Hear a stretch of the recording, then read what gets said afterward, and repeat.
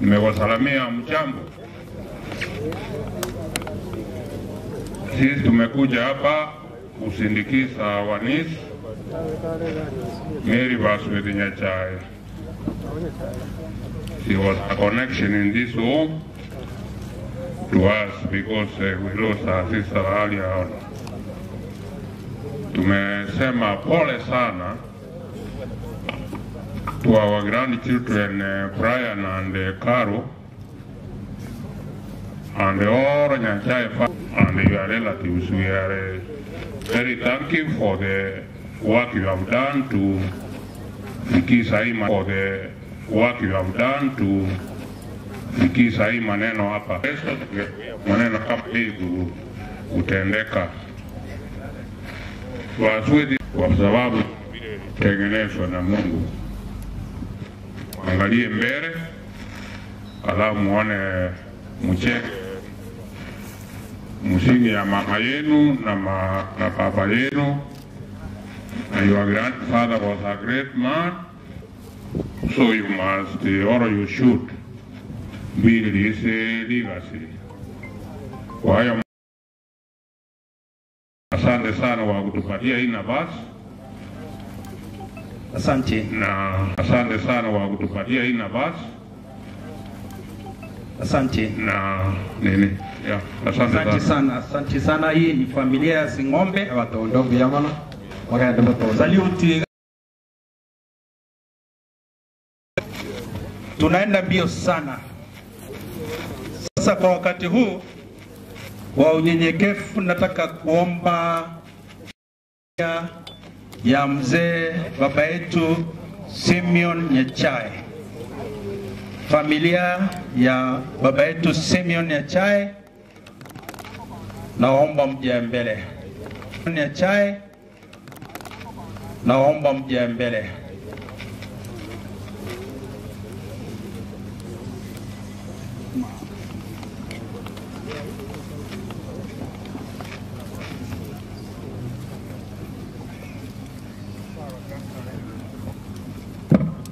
Familia ya mama si unyenyekevu mkubwa mwaka gocha mwenzi.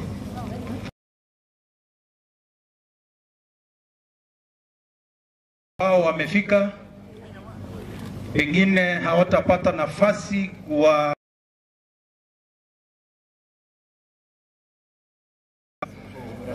Deputy Governor wetu yuko hapa.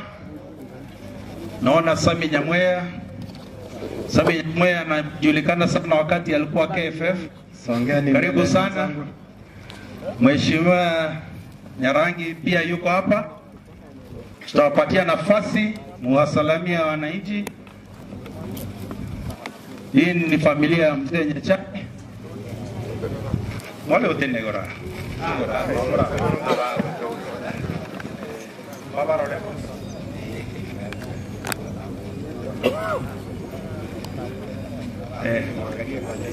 Kama yake nalio kamerera wa kapche mwenzi tafadhali. Hii ndio familia ya mzee Nyachae.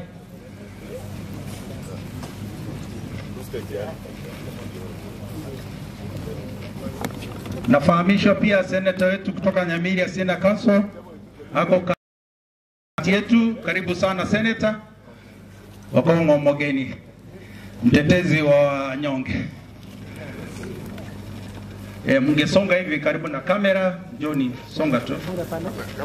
Hebu Joni mbele tafadhali. Tutasalamiana baadaye.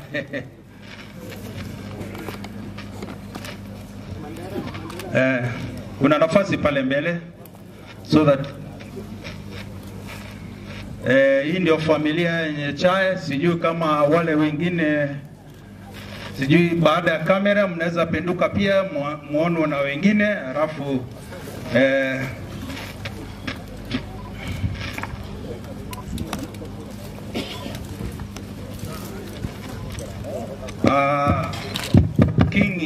Kingi ngayole. Okay. Nafikiria baada ya kupigwa picha, mmeridhika nyinyi watu wa kupiga picha? Okay, asante. Hii ndio familia mzee. Kwa unyenyekevu naomba mketi chini. Halafu Kingi ubaki, tuanze na wewe. Dr. Kingi, tafadhali. Dr. Kwai,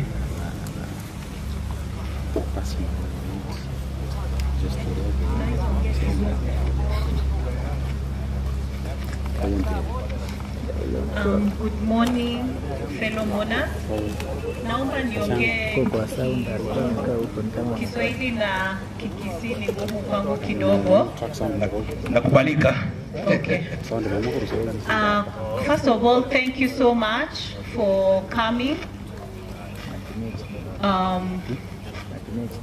Condone with our family and especially Carol, Brian, Ashley, the two, my nephews.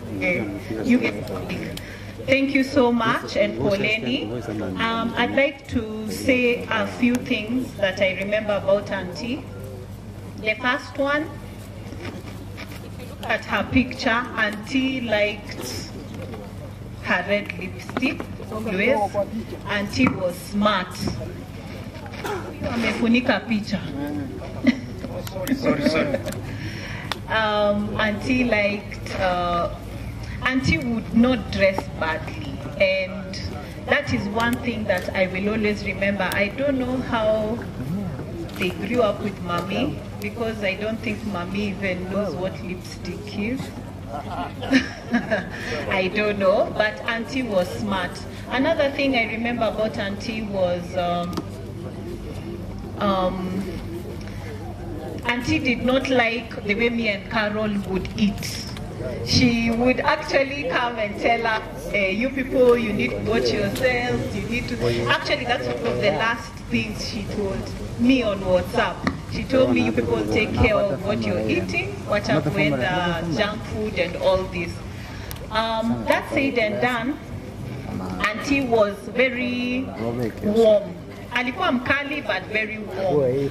People maybe did not know her inside, but Auntie was loving. Maybe ilikuwa inaonekana kama hasira or being very stern, but I will miss my aunt.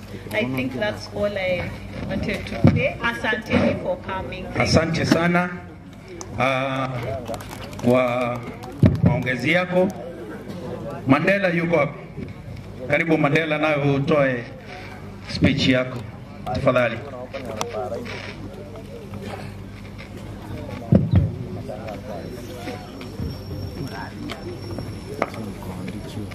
Good morning, mourners. All protocol observed. On behalf of my cousins, Auntie Mary's other nieces and nephews, thank you so much for coming to be with us here today. Today we gather to celebrate the life of a great lady. And me personally, but I'll try. From the day I was born, she was there to receive me, and I think our bond from that moment on to her last moments grew and became steady, and I benefited a lot from that. Growing up, I saw the relationship that she had with my dad, almost like twins.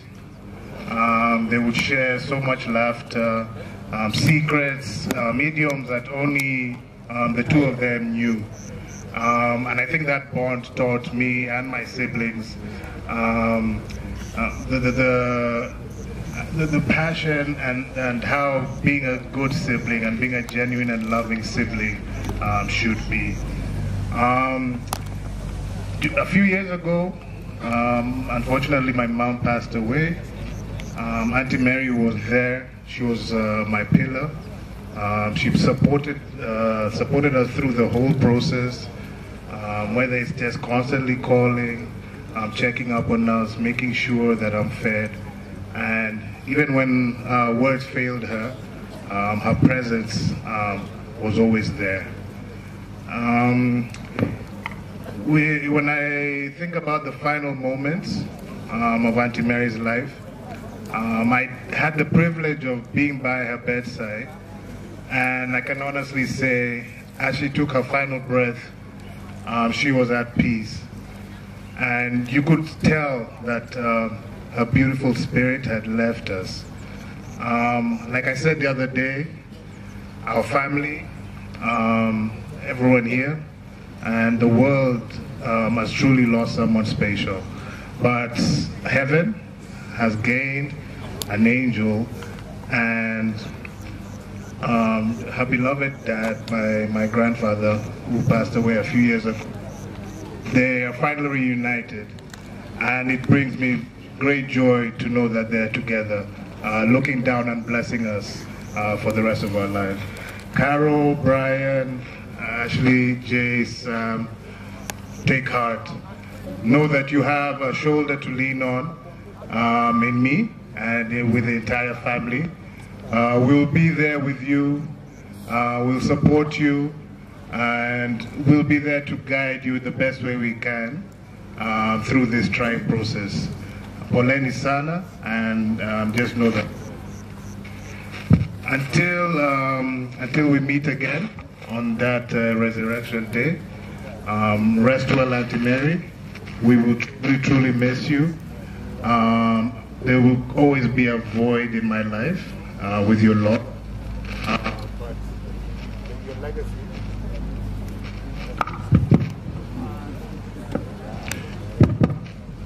There will always be a void in my life with this loss, but Auntie Mary's legacy will live on forever in all of our hearts. So thank you again, asanteni sana, and yes, please. Asante sana Mandela. Nafasi hii sasa tunamwomba Michael Nyachae pia aweze kutubia kidogo.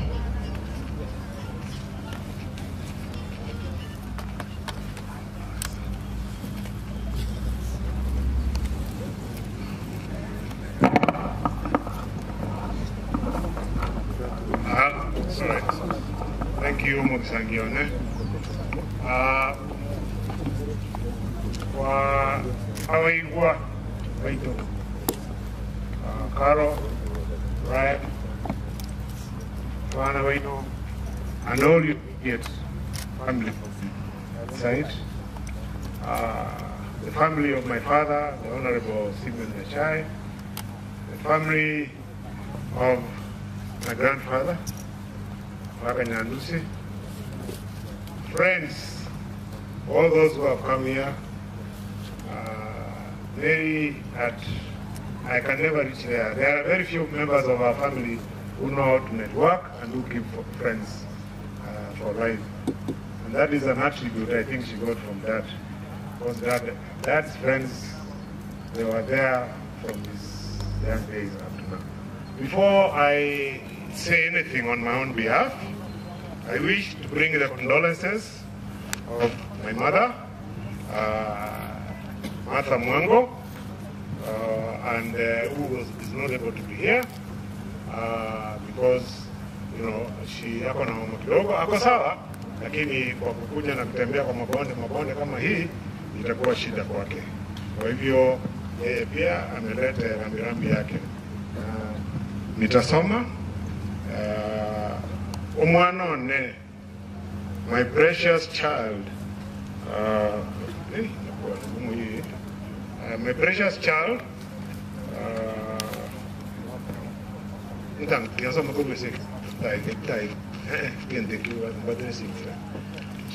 you'll just give me a few seconds. I read it.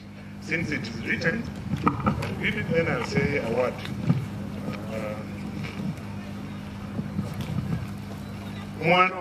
My precious child, losing you is a pain no mother should ever bear.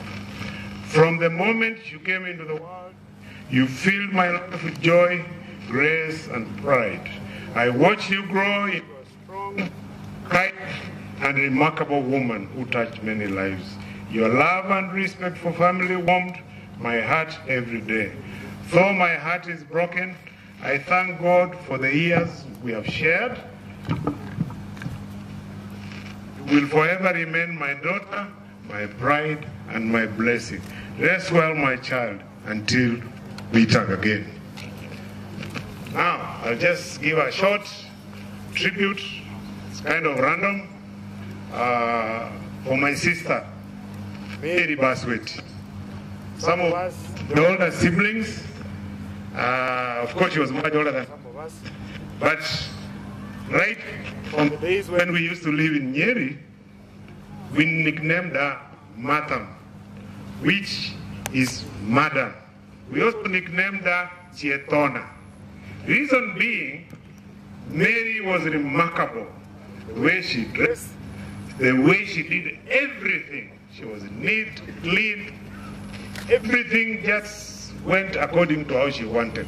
So we called her Madam. But in Kisii, we have a D. So we called her Madam. And she loved herself. The way she dressed, the makeups. Actually, in the Nyachai family, Mary is the first of my siblings lady whom I saw wearing a trouser.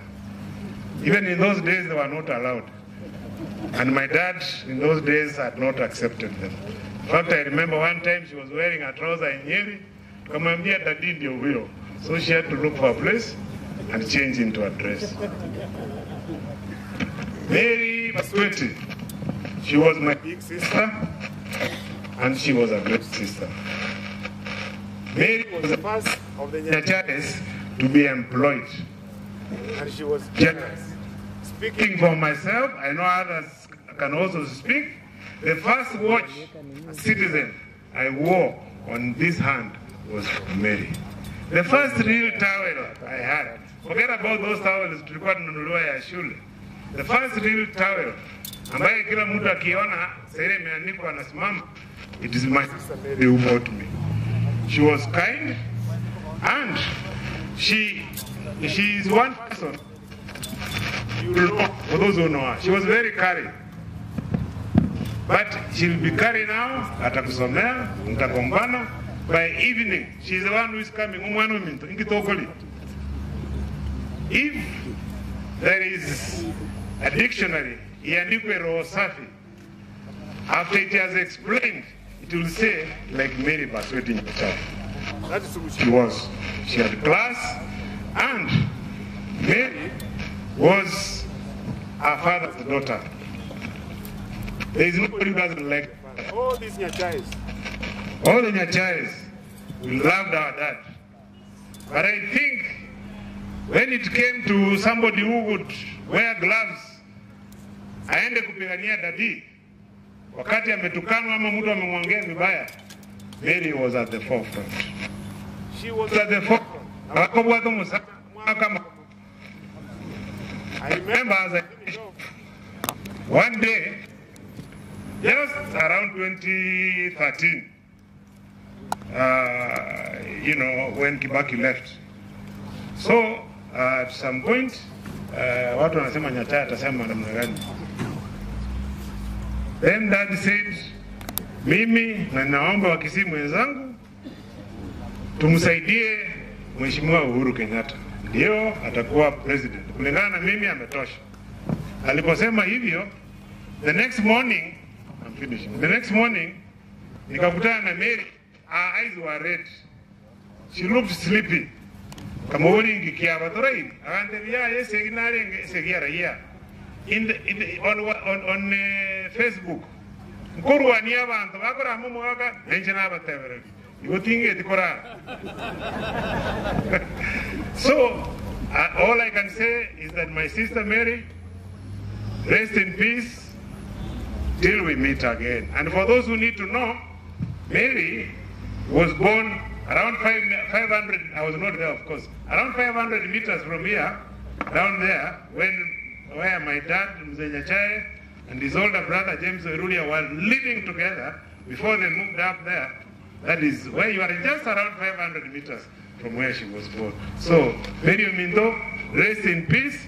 Ekarege tulerie kobuga, inche karengo tabuka iga. Esa bantu bariya batanga ninkorigia. Na yenda ligi. Mia mano. Thank you so much, Mike, for your very interesting speech. I took the opportunity to there is a challenge with the mic, so mwenye atapata nafasi atakuwa akijaribu kukaa namna hii so that your microphone itusaidie. Our sister Angela, it's your time to address the mourners. Angela, dada yetu Angela Nyachae, tafadhali nafasi yako uje nawe mochache ya Angela mochache umwano Nyachae. Asante brother Charles.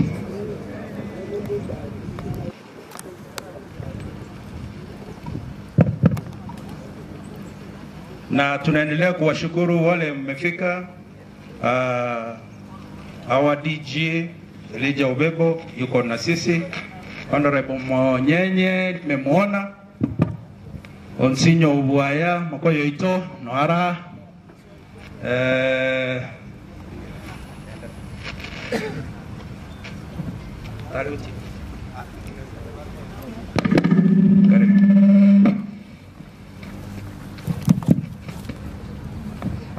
Good afternoon, everybody. Waitire mwenzi. Njikuna mwaiwa. Yengoropwa. Antira dina nyarangi. Mojaje. Mujo nyacha. Inje. Na meri etokine te amo. Oh, let me use English because I know you are many people around. Me and myself and Mary grew up together most of the time with my grandmother. We shared practically everything. We went to the same school, primary and secondary.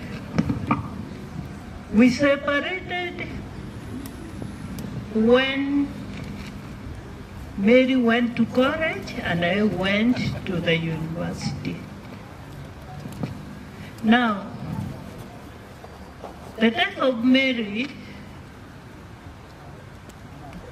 has been a really shock for me because we had a funeral within a week before that. I'd lost my brother-in-law, and before we buried my brother-in-law, I lost my son. And immediately after burying my son, I received a message from my brother Charles that Mary has slept. It was a shock for me. I didn't know who to mourn for, what to think. But God has given me the strength to this day.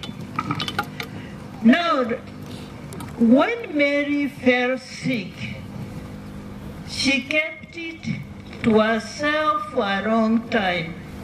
I discovered after Mary came out of hospital, a friend told me, "How is your sister?" And I asked, "Which sister?" They told me Mary. And I didn't know about it because I live in Nakuru, Mary lives in Nairobi. I called Mary. At first, she was not willing to talk about it. But after, sure what it was all about. From that day, I visited Mary after burying my son. Is when Charles loved to be very, very smart. There are things I didn't be, and myself, we were very, united very close to each. If you lost your remote, pengine sasa kwa unyenyekevu kabisa naomba Mama Grace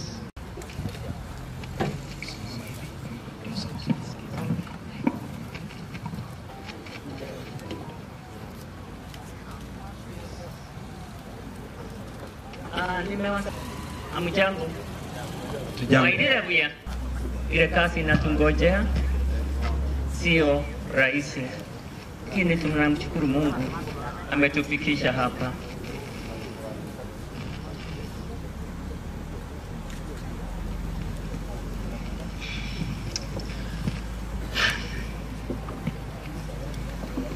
It has been more than 50 years since I got united with Mary.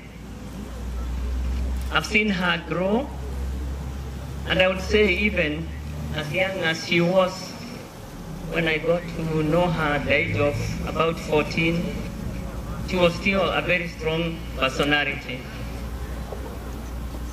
And as I would say we have, even though my role in the family was of a mother, she became a close friend.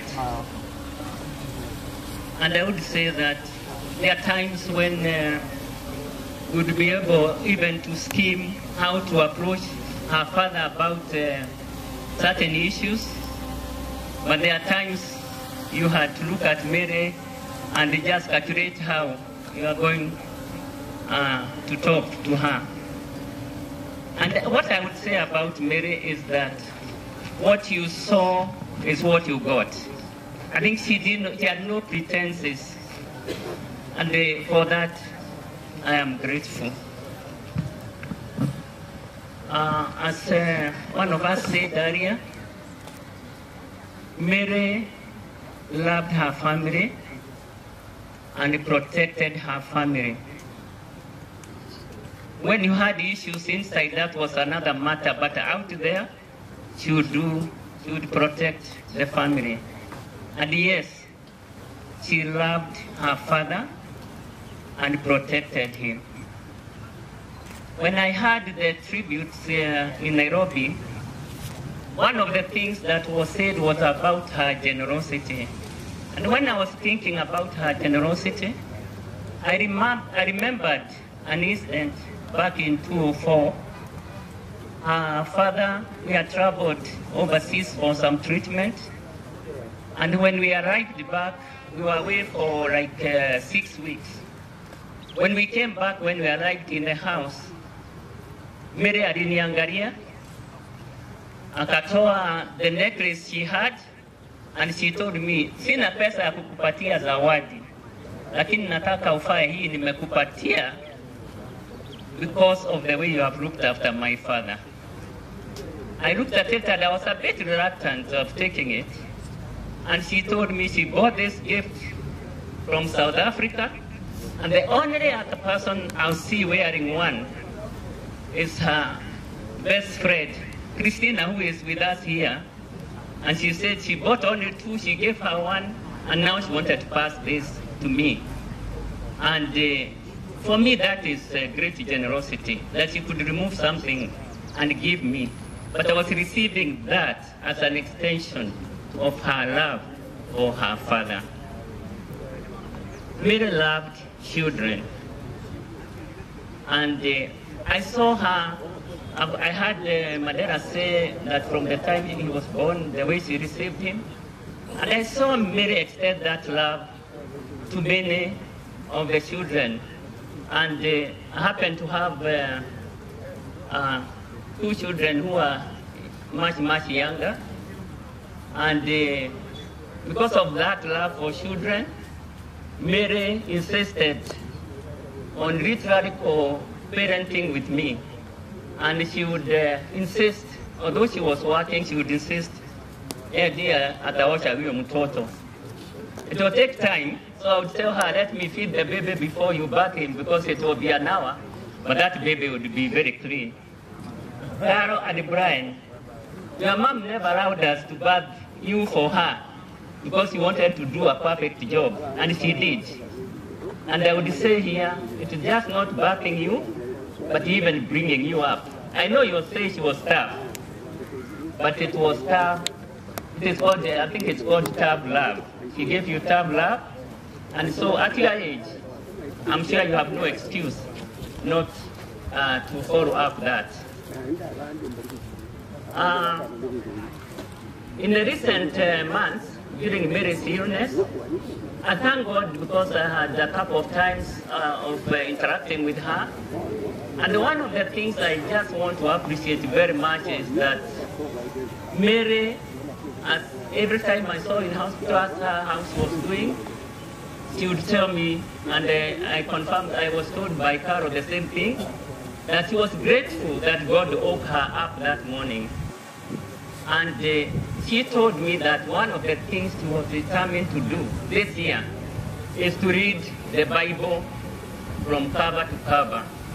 And I know it wasn't in vain. She may not have finished the Bible, but I do believe what she read, it was not in vain. Since Mary left us, there's something I've been thinking about. And a lot of Mary's friends have talked about how smart she was. She was very particular about the way she dressed, and her lifestyle was, I don't think anybody in the family would match to that. And one of the things I thought about is the story of King Solomon.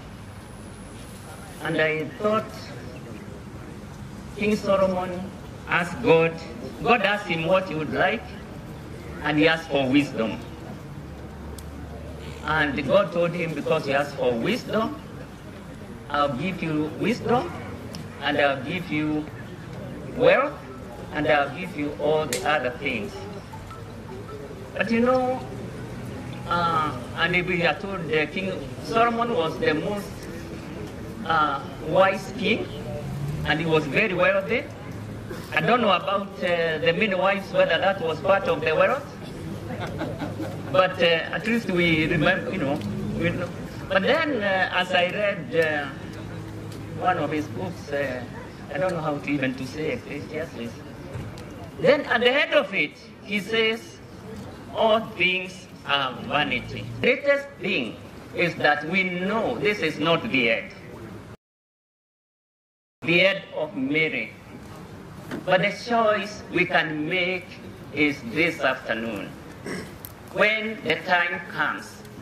And it is not sickness, it is not age, because we have just had our daughter Ajira here tell you about losing her son. He was only 36, he wasn't ill, he just slept. The question is, you and I, if today is that day, are you sure where you are going? My dear brothers and sisters, make that choice. Because you may be saying you'll do it next year when you have done this or that, but only God knows the day. Please make that choice. And the choice is to accept Christ as your Lord and Savior. And so that whether it's a day, a month, a year, or even to be 100, prepared that you live with Almighty God in eternity. May God bless you all, and may the Lord rest the soul of our dear Mary in eternal peace. Amen. Asante sana Mwangina Grace wa mother, tunashukuru sana kwa speech yako. Tutaingia kipindi kingine. Naomba ndugu Sagero uje usaidiane na wewe kwa hicho kipindi. Meanwhile, tuko na dignitaries wengi, lakini zekana tunaomba radhi. Thank you. Waombolezi ya mjambo. Najua unaposimama hapa inakuwa ngumu kuanza. Wacha nimuite rafiki mkubwa wa Mary, Cornelius. Uncle Cornelius acha aimbe, aweke ile gita yake. Cornelius, Uncle Cornelius. Karibu. Huyu Mary alimpenda na alipenda Mary. Hapendi kuongea, anajua kuimba. Nike nanda kiumon.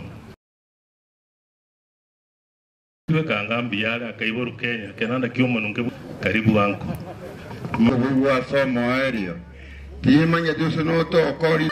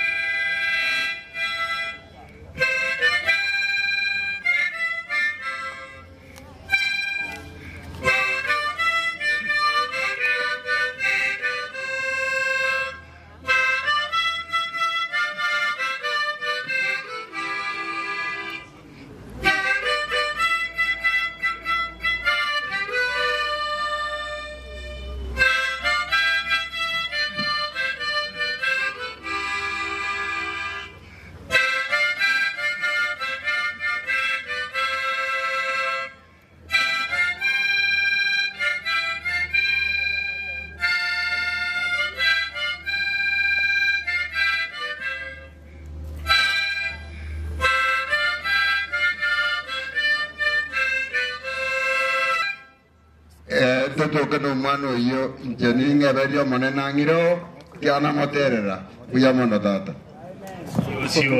Sio rahisi kupiga hiyo.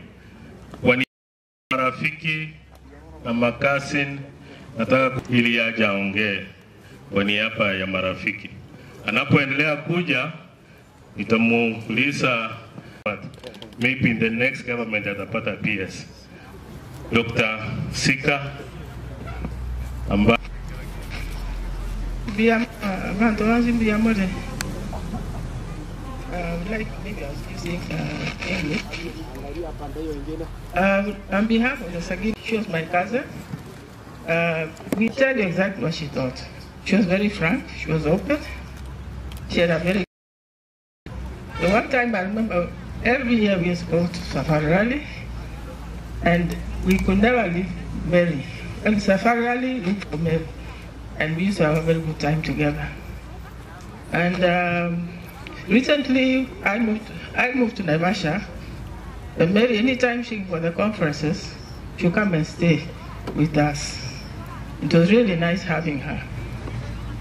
So one thing I'll say, Mary was a kind person, a friend, a lovely person with a very clean heart, and may God bless her. May she rest in peace. Asante ndugu Edward Gisemba, asante, ameongea vizuri. Gisemba anapoendelea kujitayarisha, itamuita Mheshimiwa Emily Matoke Nyangarama ambaye ni cousin na ni rafiki mkubwa wa Mary. Huyu jamaa Edward wa Gisemba tangu Mary alale kila siku lazima aone Charles na familia. Kila siku yuko kwa Mary. Ni engineer, anakaa Australia, alitoka Australia kwa ajili ya masisi PS kwana. Biamono. Abantu bamintona abakwa ni biamore. God is good.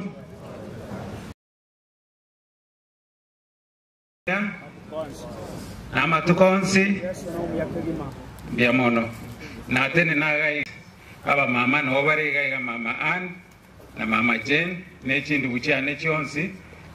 Esenge njobo amatobo twaranga na intuko ikatobe ne familia twachira ya koreta ole ya ito ase familia omaka James Gisemba akinga nchere nchenkwa neke gusikia nombo usinde nali ende twakonya na twensi igaiga muna story igaiga nyari bari chache aba mubea ba minto no bara abonsa na tere no behalf yabo mubea koreto morembe ase familia yonsi tokwan bia my cousins na aba mama the aunt varele digaga na mama Grace Nyachai.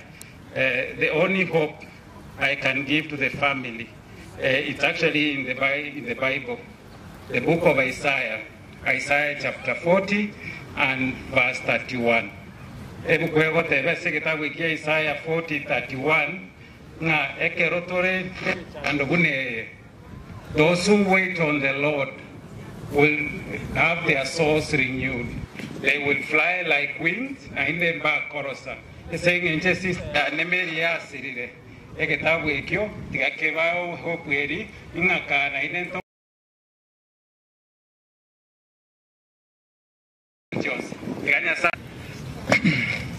Nje nkoro ku Dr. Emily Kwamboka noyo Nyagaramande igaiga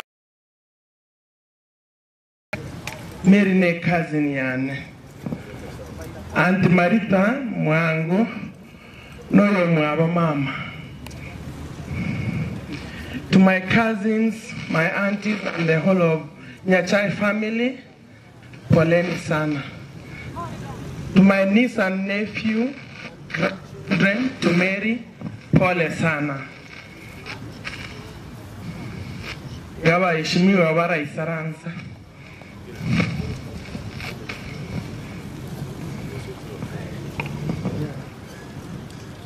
Karibuni waheshimiwa Donya Toto, I can see you. Mheshimiwa Zahir, asante sana. Let me just speak shortly about my cousin Mary. Na magomba manene asokoluzio musani on Mary. She was very kind and a very nice person. Na bantu bari amanoti, as smart. She was very beautiful. She used to come to my place. She's lived with me, my sister Mary, and I truly miss her. Asabana Brian, you know how we do it. They are very close to me. So for me, for today, the whole of Mwanyachai family, we mourn with you. And my beautiful, beautiful cousin, who used to tell Sagero, he doesn't know how to use cutlery. So in Serena, you either you leave. We had a good time. She liked her wine, and she was very generous. When the bill comes, she's the first person to pay. So we mourn you, Vaswetio Minto. We mourn you, and for my cousin Charles, who was very, very... Marafiki, nataka kumuita Mama Jane Mwango.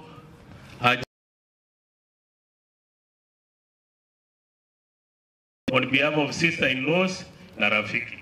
Anapoendelea kujitayarisha, nataka kumuita mkubwa wa Mary ambaye walikuwa nafanya kazi nayo, Honorable Echate, ambaye alisimama Mbumachoga akaibiwa kura. Huyu tunamuita Mama Mandera, Mama Nyandusi, Mama Mwango. Huyu ni mkewe akimaliza. Huyu anaongea. All the sister-in-laws wa Mary musimame. Najua mlikuwa mnaogopa sana Mary akijwa kwenye. Kama Mary alikuja minumu yako maana ki mwalikuwa. Asante sana. Karibu mama. God is good and all the time. Carol, Brian, my nephews, my niece, all protocols observed. Good afternoon. My condolences to these, my nephews and my niece and the children on behalf of all of us. It's a very difficult thing to stand here about her, which I confirm are true. Mary looked very stoic, very tough, sometimes could be a bit rough, but deep down, Mary was a good soul. Since I'm speaking on behalf of my sisters-in-law, let me just tell you, my fellow mourners, each of us here who is married into this family, without Mary, we wouldn't be here. I will tell you what she used to do. These young men used to take us to Mary.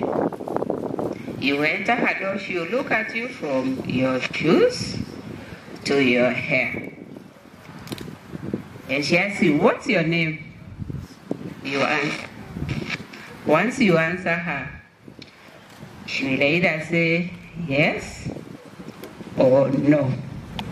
So for each one of us who are here, she must have yes. And so we thank her because by her up, we have children with our brothers. It is true she was very close to her brother, the father of my children, Ayako. And I just want to thank all of you, each and every one of you here, my fellow mourners, for enabling me at a very personal level to bid Mary farewell in a very pleasant and beautiful way. She told me, in front of her brother who is seated here, I think my sister-in-law Khadija was there, she told me, when I die, if I don't have my makeup on, I will haunt you for the rest of my life. So, her makeup is beautiful in her posters. I believe she looks very beautiful. And when I look here, I believe that all of us have given Mary a colorful send-off. I can only say that Mary has fought a good fight. She has run a good race. She has finished. Let her rest in peace. Go well, Vasweti. It was nice meeting, knowing you, and sharing moments with you. May your soul rest in peace and find perfect rest in the heavens. Thank you. She has called you, it was Mary to approve you to be married to Nyachae's family. As Honorable Richard comes, Mheshimiwa Said karibu, Mheshimiwa Tonya karibu, our patron Peter Nyabuti karibu, tunakupenda na tunatupenda. Huyu ni patron wa grupu yetu ya Kona ambako Charles ni member. Asante Mheshimiwa. Thank you very much. To the family of Mzee Nyachae, Your Excellency the Deputy Governor, our women rep, Mama Donya Toto, the area member of parliament, viongozi wote walioko hapa, na wananchi mwespi mwacha kolera, the most classy woman I've ever come across. God is good.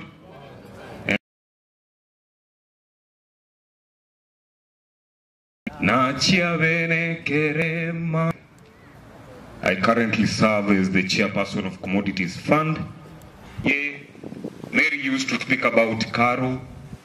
Mary used to speak about Brian. Some of us, we were left orphans at the age of 13. But God is good. God will lead you the way. Mungu atafungulia njia. Kama mumi ino abara alirebuya e familia Nyachae kamuranche. Musabere na andi mubuga tabana boko kertoko barura tuarwa Mary. Kerongoi karansa. Pole from the entire Commodities Fund family. Ande kerabara ibabu cha sagero ko bataiweta batigiraba nabandi kendari. Kerongori umuntu kerabuanire utigigento kekari. Bosebano gaki. Buyamono ese kenyoro abantu bamintu banyari bari mwesipi. Pole sana. Nyasabe na inu nyasabe ndrego tuagata. Kerto kuriyo burai bwense tunyore kuriyo burai bweikuru. Rindo biyajenjirize abantu no gutira. Buyamono nyasaba sene mwense. Buyamono amenikumbusha kwamba watoto sasa mama yao yuko, watataka kulipa stima, watataka kulipa maji. Emiri, weta saa bana bali Nyasaye nabo sasa ni kimaete. Ngwaje ukaomoka. Akene allow me in the organizing secretary ya directors sports people Kenya. Jemwari wanchabatenene wasimame two directors asema ikiare sema Nyachae yale akimoje tu akwe bichana Mike tafadhali Na sijui kama kuna mwenzetu yeyote ambaye alitoka Commodities Fund kama pia yeye ako hapa. I don't know whether Jane is whoever that is around, tafadhali tupigwe picha pamoja na Mike. All the directors under the government of His Excellency William Samoei Ruto. Kujeni naone commissioner na utoka kama ngasem category. Asante. Hata Charles ni chairman. Na ndemo KCSB njumwensi katoka kwa chibichama. N'abantu muziki William Samoei Ruto aigas. Bakorega si anda Kenya kwanza. Wakele ni makone nguyo ga etu abichire to tutenenense.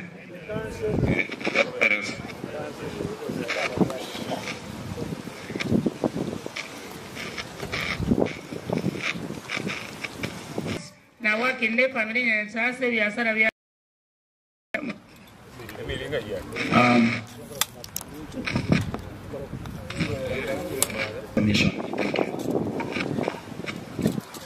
Monya Chai, Director, New KCC.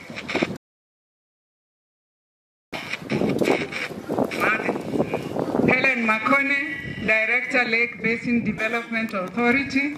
Pole sana to the Nyachai family. We went to school with Angela and I got to know Mary. Pole sana. Dr. Emily Kwamboka Nyagarama, Auditing and Compliance Council Member, Bomet University. Abujamboni, naitwa Dr. Bet, the Board Director New KCC, Banyana Ndemu.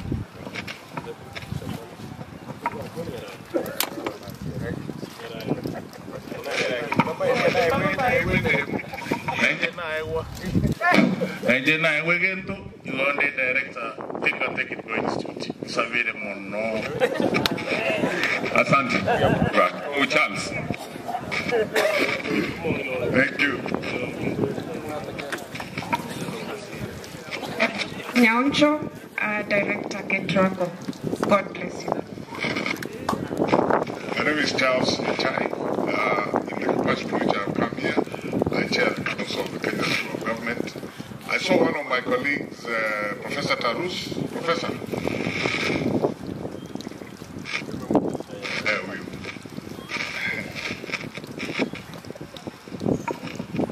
Bwana Yesu asifiwe. Naitwa Professor Daniel Tarus. I am a Deputy Vice Chancellor at Rongo University and also a council member at Kenya School of Government. Poleni sana familia ya Nyachai. Poleni. Yeah, on behalf of Kenya School of Government, where Charles Nyachai is serving as the chair of the council, we have come to say pole to the Poleni sana. It is, I've read the life history of Mary. Of course, I didn't get a chance to meet Mary. This is a beautiful soul. I've read what Charles Nyachai has written in the eulogy. I feel the pain that the family is going through. We live a very short life. We normally say the beautiful souls are picked earlier than those who requires more time to get saved. But I say Pole, Charles Pole. Also on behalf of Kenya School of Government, Dr. Mokaya. Dr. Mokaya anapoenda kuja nitamuita senator wetu wa Nyamira, kuna mahali anaenda. Mokaya akimaliza uje, anaenda maasisi mengine. Dr. Mokaya karibu. Asante. Manene Oitoi Director General, Professor Nura Mohammed, a special message to Justice Retired Charles Nyachai Amateai. Me to read.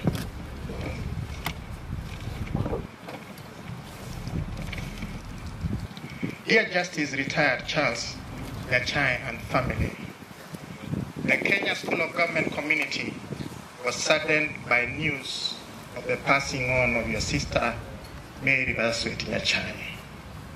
And on their behalf, and on my own behalf, I extend our sincere condolences to you and the entire Nyachai family during this time of grief. I recall from your reflections that your dear sister had endured a long period of illness. The love, care, and devotion with which you stood by her throughout, offering unwavering support, compassion, and strength is an expression of true family commitment and grace. We stand in solidarity with you during this time, praying that you find strength, peace, and comfort in God's grace and in the cherished memories of our life, but especially during difficult moments when you miss her. Many have spoken of her impact on the community that she served. May you carry on her outstanding work, and may her legacy live on as you complete the things you started. Psalm 34:18, the Lord is near to the brokenhearted and saves the crushed in spirit. Even in this season, may the Almighty God rest but soul in eternal peace. Signed, Professor Nura Mohammed, Director General, Kenya School of Government. Mugambi Nyachai, aene matayao, tiganya sai, abae obotoeru, obonene, biamangu. Asante, Mheshimiwa Senator Okongo. Rama tukana wangoro kuwa na biashara. Kama tuwa jagete nae, njena kolende tebu kuyeke busio kama nyeke busi. Lakini kwa nyevile, asenge njonda aseruto ya Kenya saa kwa wile. Biamangu.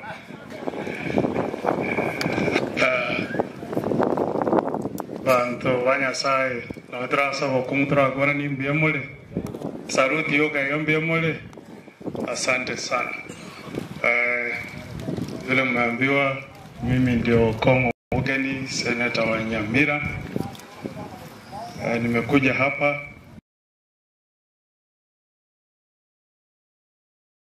rambi zangu kwa familia ya marehemu Muswati Basweti Oina Maite no Musaini One, and also to say pole to the children who are my friends. So to the family, Carol, Brian, Mike, to the bigger Nyachai family, Mama Grace, Chairman Charles, and your siblings. Mimi pia kutoka Nyamira nimekuja. The late Muswati Basweti was a friend of mine. Na watoto wako hapa wakina Karo have been there loyal. So they are people I know at personal level. So Karo na ndugu zako, tunasema pole sana kwa msiba ambao umepata kumpoteza mama. Sasa sisi tumekuja tukuombee na tukurehemu, na Mwenyezi Mungu akupatie nguvu uweze kuongoza familia yenu. So poleni sana. When Madam Basweti brought these young children to my office, I told, because he's wote tunamkiara twice p sagero na naye.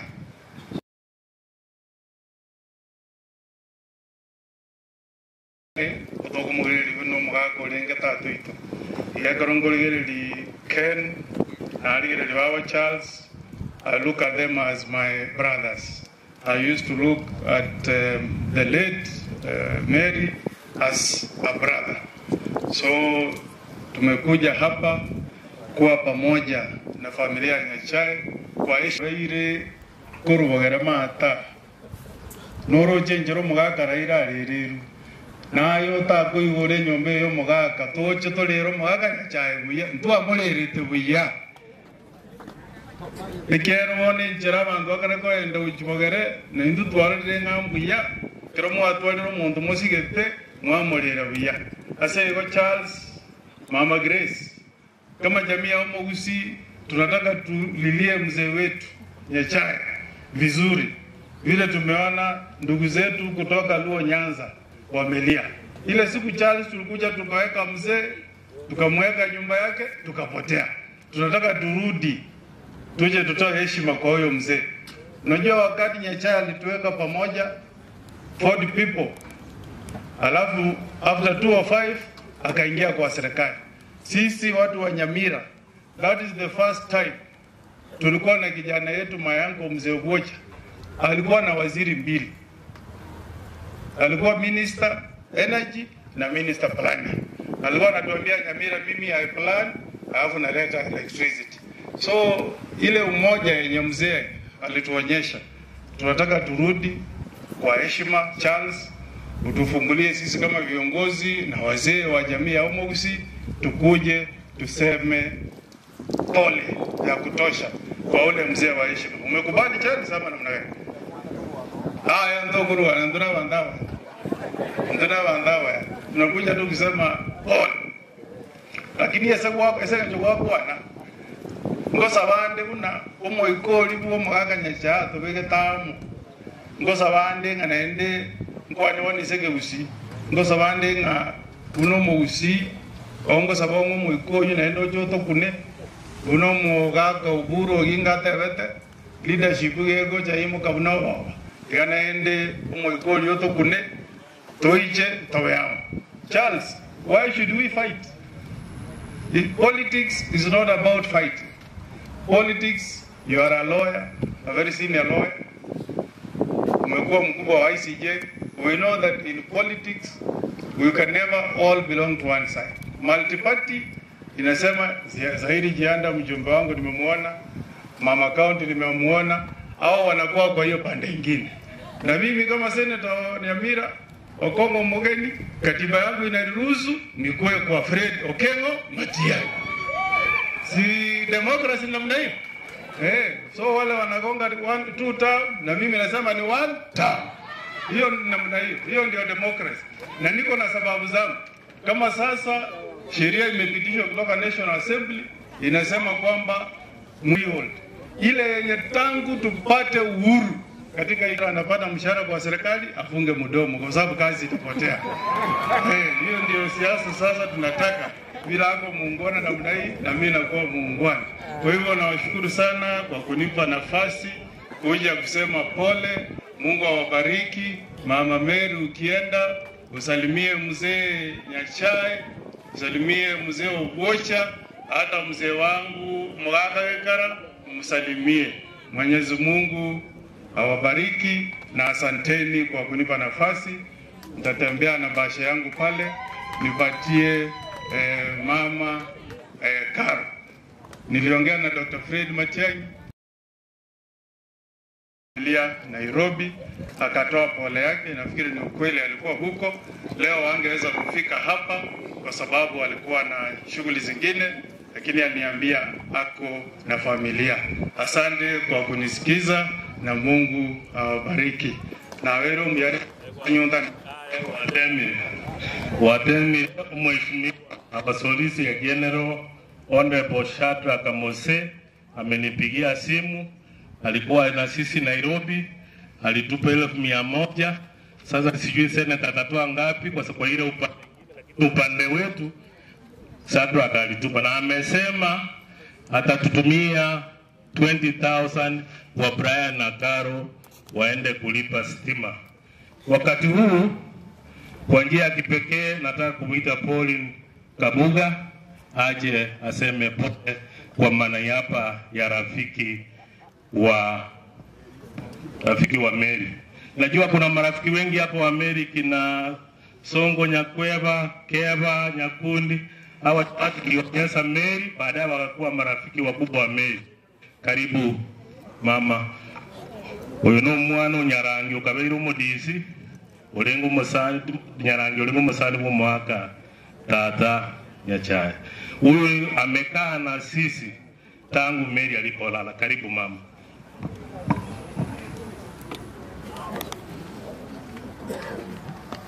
Amjambo nyote. Amjambo tena. God is good and all the time. Kwa majina mmesikia naitwa Pauline Kabuga. Na Mary nina mengi naweza kuzungumza juu yake. Alikuwa ni rafiki yangu sana. Tumejuana na Mary tangu utotoni. Na tumetembea na yeye, tumelia pamoja, tumefurahi pamoja.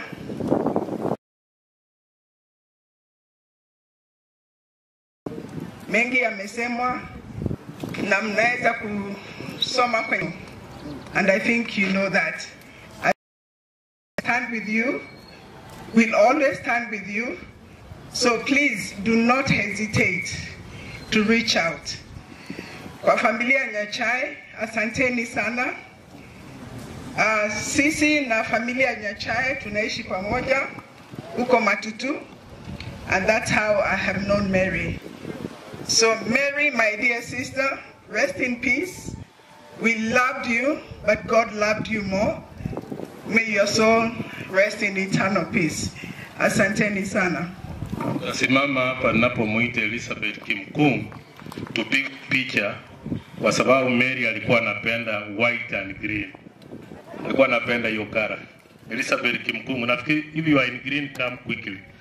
If you are not in green, walk slowly. Lakini Mary loved green. Hata naona Charles Nyacha anajua kwamba amefaa green.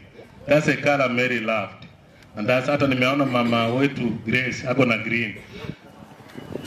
Wala ambao tulikuwa najua. Huyu ni rafiki mkubwa wa Mary, mkewe Kimkung, amekuwa na sisi. Ngoja tupigwe hii picha akiendelea kusoma yake.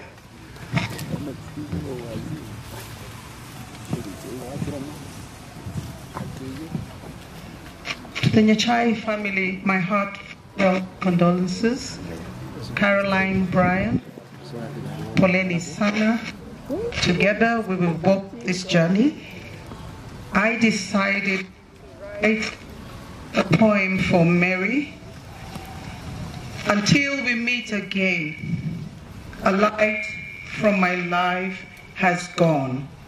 A voice I loved is still. A place is vacant within my heart, which never can be filled. A bouquet of beautiful memories sprayed with a million tears. I wish that God could have spared you, if just for a few more years. I hold you close within my heart, and there you will remain, to walk with me throughout my life until we meet again. So rest in peace, dear loved one, and thanks for all you've done. I pray that God has given you the crown you've truly won. Your vacant. Thank you very much. He has walked with me this journey as a committee member. All the things that I see member, all the things that I said I would do.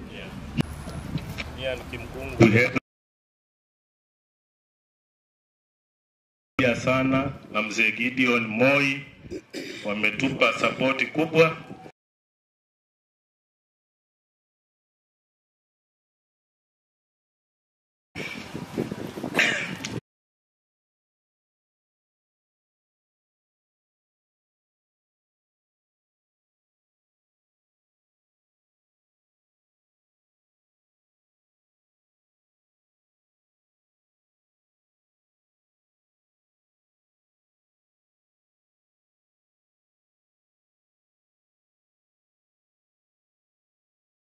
Brian and Carol and the grandchildren, the journey with Mom.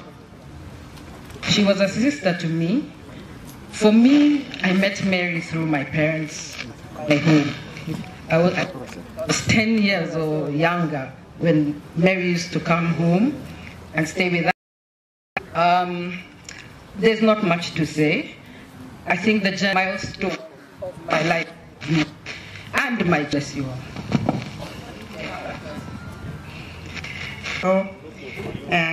Through the Swedish from Cedar. Just to Brian, and God bless you.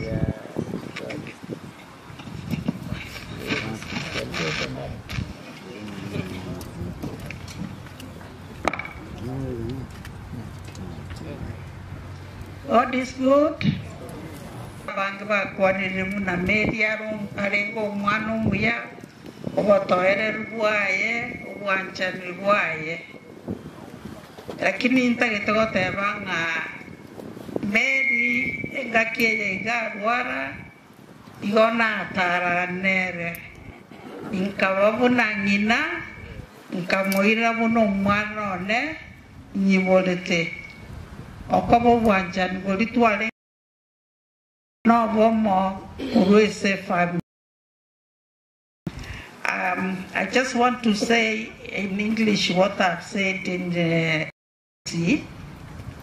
but I don't want to repeat what many people have said. How generous was. But for me as an auntie, she was my friend. She confided in last 1 year from October, she called me and told me I am not well. And I walked away. And our best friend, Christina Glad, whom we and say, I thank God that he gave me that courage and energy to see her up to the last moment. For Carol and Brian, we walked this difficult journey, but we accept that God gives and God takes. Family, they are going to support you like they have done. Rely on God and we will do what we can.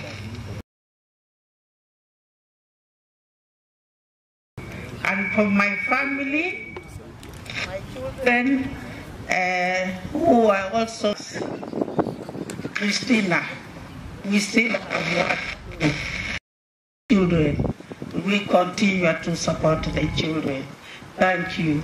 And on behalf of my organization, Maendeleo Wanawake, whom Mary worked very closely 2013 and 2017 during the campaigns, I bring their condolences, and I believe the Kisii leadership is with us in this congregation. Chief Paramount Chief, you are recognized. Sasa nimefika wakati, and I want to be honest, always honest with myself. Leo mimi nafanya Nairobi Rivers Commission. Tunaanza climate change. Tunaanza climate change summit. The reason that brought me here, and this one I've overtaken, a good friend, a sincere friend, a good friend, a sincere friend of Mary. Alafu nabageni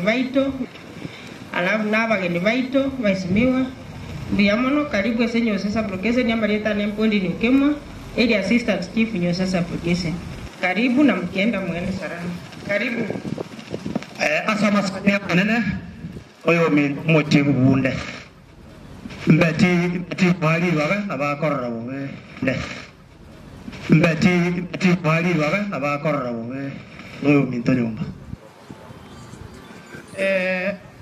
abantu baminto asa abantu ba mugakanya cyane bali baspimanya te babo Michael na aba kwani ribya.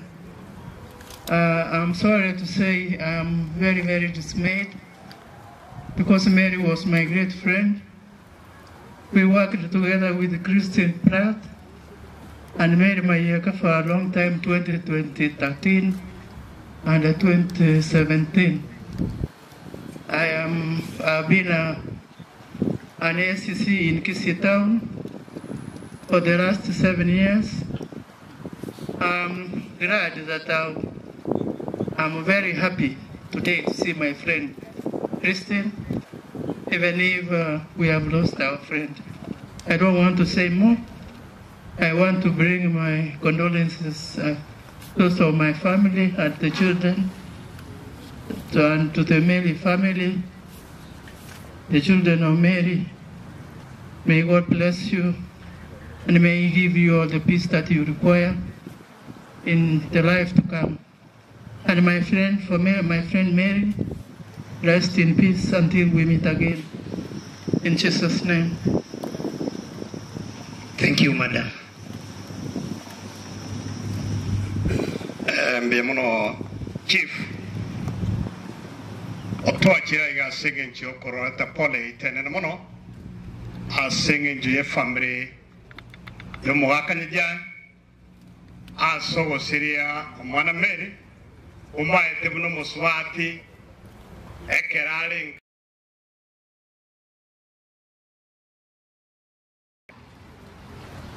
oveire a senka yo mwaka nija Charles Navamino Avana Vameli Bongina Grace ne family Yonsi Mwakanaja Walendre Pole to Avene Bunawa Chief Wanya Ribari Masava Our Chief Vagaiga Nausi Yonsi Eko Mocho Yiga Onyandusi no Bogandu Wajagit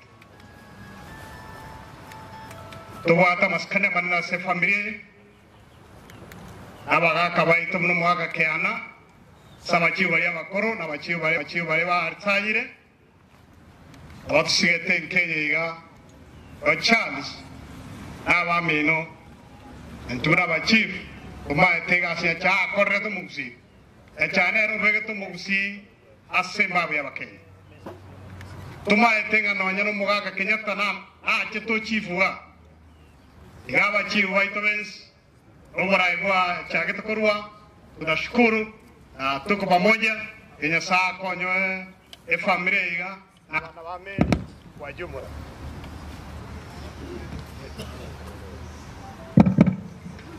Na lokoraga tiga wachikoro wana wame ya saa itawa konye abaseni okine okina se chinjira chunsi. Thank you very much. Omuruti bune okanda masaba te andwa mintombia mono. Committee ya nyusia ya rekurau no mwaka tata masakara. Kindly tena waka bali ba minto. Baba tata. Nabo mura bali ba minto. Kindly tena nga mokolega. You did a very good job. Tena iga rambura magoro nalia bagani baratorole. Committee ya lenge Kurawa no mwaka tata masakara. We coordinated very well. No mweshimiwa Steve Arika ngayo mweshimiwa wole. Yes. Abana butu wale goikaransa na barabu kaiga. We coordinated very well. No yo minto mwana ne Sagero ne committee ya Nairobi. We worked very closely amagana ya wakabuna ikeire. My elder brother Omugambi Charles na alingena ko coordinate Nairobi na agaiga mbuya mono. Na alikuirea chinga kiechi kwane ujumbe yomo Deputy County Commissioner. Our Deputy County Commissioner was supposed to be here, but has conveyed a message of condolence, has been held somewhere kikazi. So otomire pole yae, otevire mtevi Omugambi ne familia ngima pole. Asante. Asante. Nasema asante tena. Hii pesa ambao niko nayo ni ya Shadrack Mose 20,000. Nimeongea na Karo na Brian na Ashley, wameniambia the immediate need ni school fees ya Rose of Sharon na Ashley anaenda UK trip. Sasa kama unataka, Ashley ni mchukuu wa Mary. Okengo Joel Nyambane ambaye ni Director Communication Authority amenipigia simu, ameniambia yuko Amsterdam kwa conference na ni rafiki wa Charles, ameniambia nifanye nini. Nikamwambia kama nataka kusaidia, usaidie trip ya Ashley mtoto wa Karo, na amesema atatoa 100,000 kwa hiyo trip ya Ashley. Sasa tumepata 120, sijui nani alikuweka ngapi senator, Na sasa ukikuja hapa, ukitaka kusema pole, ambia mchukuu wa Mary pole kwa ofisi yake na trip yake ya kwenda UK. Pelekea Asile hizi pesa. Usipatie Brian, chibasenji kwa mangana. Chibasenji kwa matemo. Sasa kwa njia ya kipekee, Mama Christine, rafiki mkubwa wa Mary. And I want to tell you as Mama, go and see Christine. And anauliza for what? Give me the agenda before you see Christine. She was very protective. And I said in Nairobi one day, Mary met me and Honorable Biwote at Serena, 1993. Akaniambia wacha ujinga yenu hiyo mnasumbua baba yangu. Mkienda hivyo, wako anano ujinga bwana na Biwote Mondole. Karibu mama, and I salute. I have this honor to welcome you. Say hi to your family. Ambia mama kwamba mama msichana yake amelala na Mungu amekutana na baba wetu Jomo Kenyatta, amekutana na baba yetu, wote sasa wanafurahia kule mbinguni. Asanteni.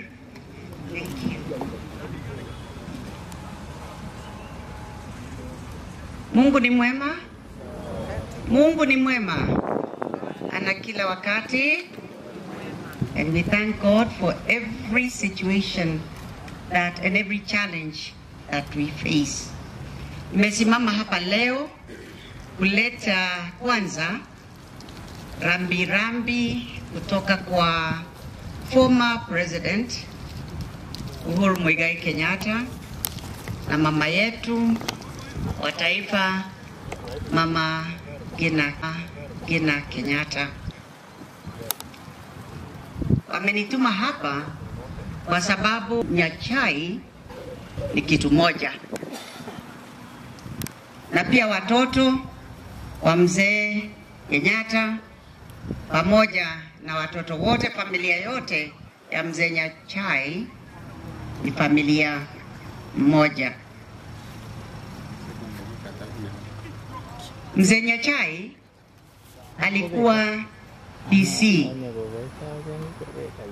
DC ambaye alikuwa mwaminifu zaidi kwa mzee Jomo Kenyatta. Tunakumbuka mara mingi jioni, kama kila jioni mzee akikuja nyumbani anapigia PC wote simu kuwauliza kumeshindaje, wako area yako iko namna gani. Na Maria dada yangu alikuwa ananiambia hiyo simu ya mzee ikikuja akikuwa wapi, mzee yuko Katundu, mzee Nyachai yuko Nyeri au pahali alikuwa anafanyia kazi, anasimama kama mzee ako hapo mbele yake. Na yeye anasema yes sir, yes sir, yes sir. Alikuwa mtu mwaminifu sana. Na mzee Jomo Kenyatta alikuwa baba in the true sense of the word, baba yake mzee Jomo Kenyatta. Hiyo tunashukuru. Na pia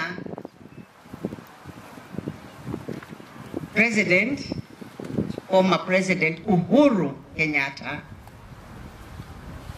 akikuwa na swali yoyote au advice yote ambayo alikuwa anataka kutoka kwa mzee Nyachai, alikuwa anaenda kwake nyumbani. Mama Grace is my witness to ask for that advice kutoka kwa mzee Nyachai, na Uhuru alikuwa anamuita baba yangu. So it's no surprise. No, let me not get there yet. Mzee Nyachai ambaye imepita alianza kugonjeka kidogo. Mama Pauline akampeleka Mombasa. Mama akachukua gari yake, ilikuwa Range Rover jameni, hata si Mombasa peke yake, hata Nairobi. Anachukua Range Rover yake mpya, anaweka mbuzi apelekee mzee Nyachai ndio akunywe soup. Mzee Nyachai akiona mbuzi kwa gari Range Rover, anauliza mama, jameni, unaniletea mbuzi ukiweka kwa hii gari? Na mama ngine anamwambia ni kwa sababu ya heshima ile nimepatia wewe pamoja na familia yako. Tumetembea na Maria kwa sababu mimi kutoka mwanzo nilikuwa namuita Maria ana Mary. Maria na mimi tumetembea pamoja kwa miaka mingi. Alikuwa rafiki yangu sana sana, na ninashukuru Mungu kwa sababu mpaka dakika ya mwisho tumekaa tukiwa marafiki. Maria alikuwa ni rafiki wa karibu, ni rafiki ambaye hawezi kuacha rafiki yake hata kukiwa ni siasa gani ambayo iko tunatembea pamoja.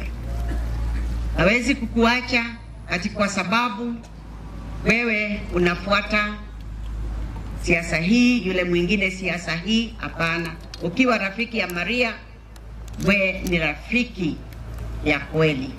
Na mimi nashukuru Mungu kwa sababu ile kazi tumefanya na yeye ilikuwa ngumu. Na kumbuka in 2013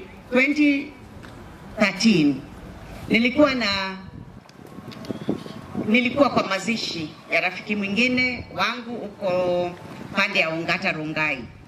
Nikaona simu mingi inakuja on silent mode. Sasa ikabidi nitoke nje ndio nisikie ndugu yetu Uhuru ni kitu gani anataka. Na mkikumbuka 2013 siasa ilikuwa kali zaidi. Akaniambia, sasa hata kama uko mazishi ningekuomba utoke, Mungu atajua na atakusamehe hata kama unatoka kwa hiyo mazishi in the middle of it, kwa sababu hilo kuna kitu muhimu ningependa unifanyie kazi muhimu, na ni kazi urgent. Alafu akaniambia natafuta huyo rafiki yako na muende Wilson, msijali habari ya nguo nini, na muende Wilson na mutakuta huko helikopta impeleke Kisii. Nikamwambia, ndugu yangu, mimi siendi na helikopta, mimi najua kuenda na gari, hata ndege staki. Akaniambia, tafadhali, mambo iko moto huko, tafuta hiyo rafiki yako, muende na yeye, munifanyie kazi huko Kisii. Nikamuita Maria na nikamwambia message ile nimepatiwa ni ndugu yetu. Na nikaenda nikamchukua, tukaenda Wilson na tukakuja hapa Kisii. Kutoka Wilson Nairobi kufika hapa sikufungua macho kwa sababu nilikuwa na uoga mwingi ya hii ndege inatupeleka, lakini Mungu ni mwema, tulifika salama. Na kampeni hiyo yote 2013 2017 tulifanya na Maria. We went every single place, door to door, everywhere. Kulikuwa na moto mingi, and we had the support of so many who we see here. It was touch and go. Lakini nikisimama hapa leo in 2013 2017, I can vouch that we did that campaign day and night. Tulikuwa tunarudi kwa nyumba ya Mama Pauline saa 8, saa 9 ya usiku, asubuhi tena tunarudi kwa kazi. Mwishowe, na Mungu ni mwema, Mungu ni mkuu, tukapata 50+1. 50+1. Hiyo 1 ilitoka Kisii and Nyamira. So why should I not be here today? Nimeleta rambirambi ya familia ya Mzee Jomo Kenyatta. Nimeleta shukurani mingi kutoka kwa former President Uhuru Muigai Kenyatta kwa vile mulisimama na yeye against all odds. Mulisimama na yeye na akapata +1. Kama si hiyo, it would not have happened for him to be president. Kwa hivyo, Mungu awabariki, Mungu awalinde kwa hiyo amani. Mlikuwa na yeye, anasema asanti. Ukisema habari ya rafiki yangu Maria, she was loyal, she was loving, a very, very strong woman. I can tell you, Maria never chose where you came from. She has friends, she had friends from all over. Kama ni wazungu, Wakisii, Wakikuyu, Wahindi, everybody. As long as you were her friend, she was your friend. Hakuchagua ati umetoka wapi, ndio ati awe rafiki yako. That's the way Mary was. Mary was meticulous. Mary was meticulous. She loved beauty. She loved cleanliness. And she was committed. Once she believed in something, she stuck to it, and she believed in it. We have gone through many challenges together. I can attest to that. Life was not easy, but each step of the way, we were able to get through it.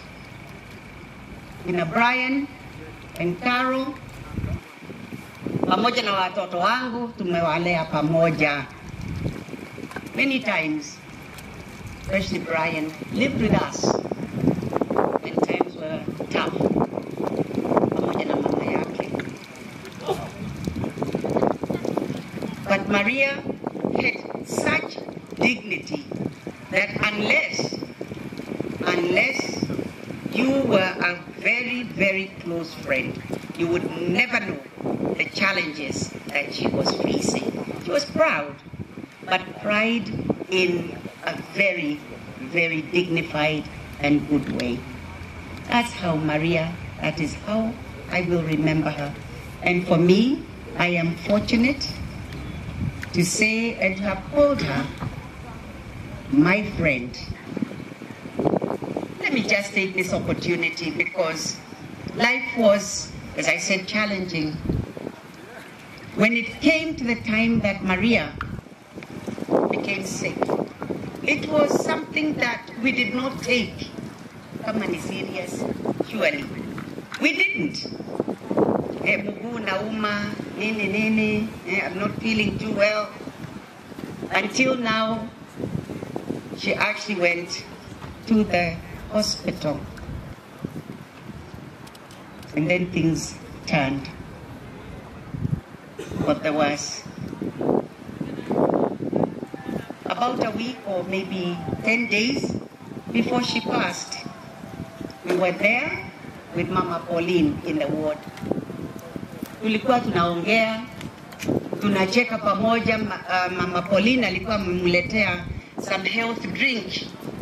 Sijui hata kama alipata nafasi ya kunywa hiyo kitu ya kumpatia nguvu, because she was not eating very well. After that, shortly after, Carol calls me and tells me Mom has been taken to the ICU, just like that. Somebody that we have been speaking and laughing together just a few days ago. Carol, well done. Well done. As young as you are, you stood by your mom's bedside day and night. Day and night. You grew up overnight. And from the bottom of my heart, I can tell you, I am so proud of you. There are not many young children who would be able to do what you have done. And Brian there, you cooked for your mom. You watched over your mom in the house. And for that, I am grateful. I thank you. And I'm so proud. You too. I've known both of you. I have known you, Brian, from the time that a few minutes after you were born. And all of a sudden, you've had to grow up. And you have to continue growing up and being responsible. We're there to be your support, for you to have as a shoulder. You've got this. And your mom had a very wide range of dedicated and good friends. Let me take this opportunity to thank this lady holding the umbrella here, Auntie Elizabeth. Auntie Elizabeth, I've never seen such commitment, such loyalty of being with Maria just about every single day, at home and in the hospital. May God bless you mightily, my sister. Thank you, Auntie. Thank you. Mama Pauline, it's not just during Maria's illness, but you have walked the journey with Maria. From the time that she was a young girl to the time that she took her last breath. Thank you. Thank you from the bottom of my heart for having that heart of generosity, that heart of patience, that heart of a loving mother and a loving friend. We know what you have done. We know what you have done, and we are eternally grateful to you. Thank you for your patience. Thank you for your understanding. Thank you for always standing with Maria. We thank you. And also for being my friend, and also seeing me through very difficult times. I would like to request kindly, because I am family, and I have been sent with a special message that a family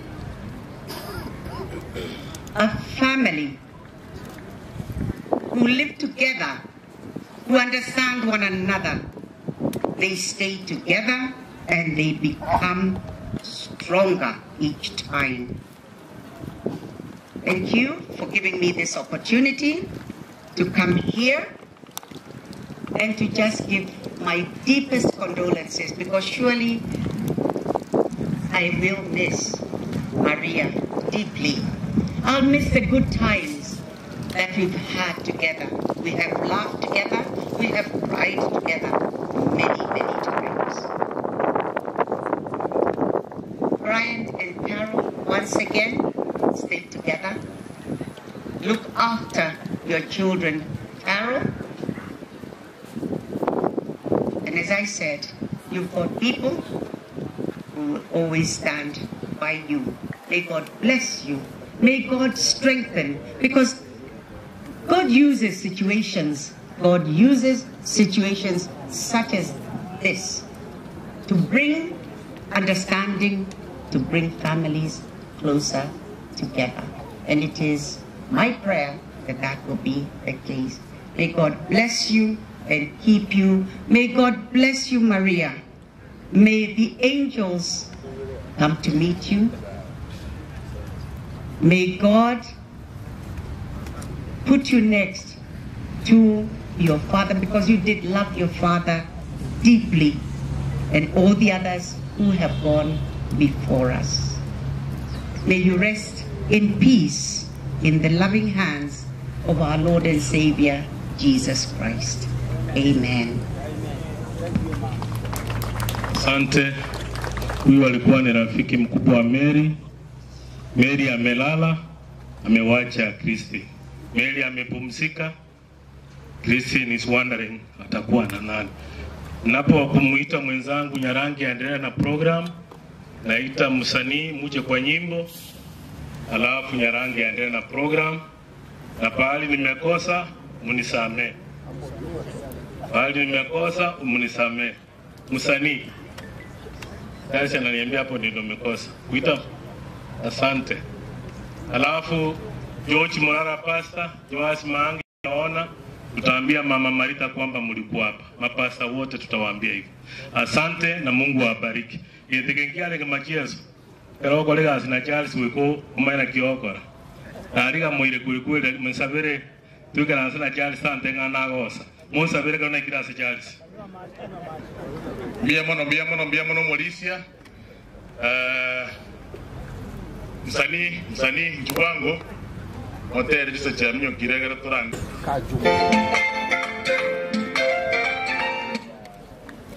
mugasore mai no mole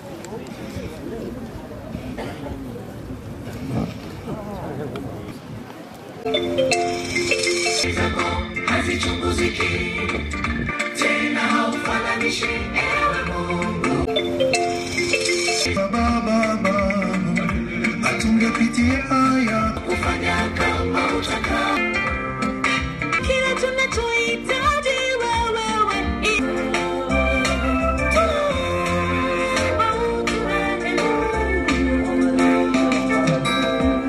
watoto wako tumiguuni paka tunalia kwa ajili ya mateso tunayaona nyosha mkono mtuliza bahari.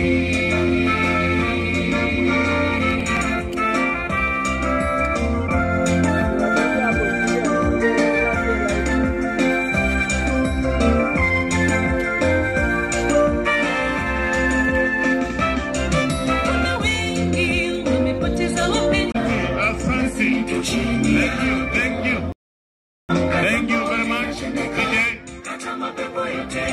Pia mono msanii. Ningependa sasa Your Excellency our Deputy Governor, viongozi wale mmekuja wote, Mama Grace, Mheshimiwa Charles na familia yote wale mko hapa leo, ningependa sasa kutambua kwaya yetu ya Charles Nyachae. Ningependa wale wote tunaimba pamoja tuje hapa mbele tuimbe stanza moja ndipo sasa niweze kuendelea mbele. Charles, karibu na ile kwaya yetu. Tusimame nyote, Mheshimiwa Mumanyi, Mheshimiwa Nyabuti, timu yote ane Charles. Enjo wangu. Bwana Deputy Governor, lazima uje hapa. You are a member of the choir. Karibuni sana. Mheshimiwa Saidi, sasa unaona hawa wote wanataka uniform, wanunulie uniform wanakwaya hawa wote. Karibuni nyote. Tutaimba just one stanza for the interest of time. Mheshimiwa wetu, karibu nyote. Watson, karibu. Abana mote nansi chikonega.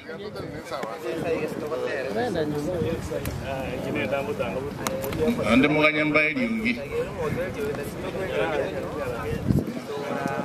Haya.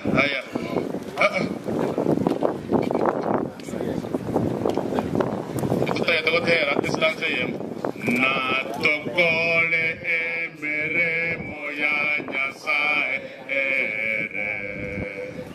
na tukwane amangana amaya emere moge kohe na tugende igoro ega korangeria marieta nimbeo ega korangeria marieta ega korangeria marieta ega korangeria marieta ega korangeria marieta nimbeo. Haleluya. Namutwanga na hivyo.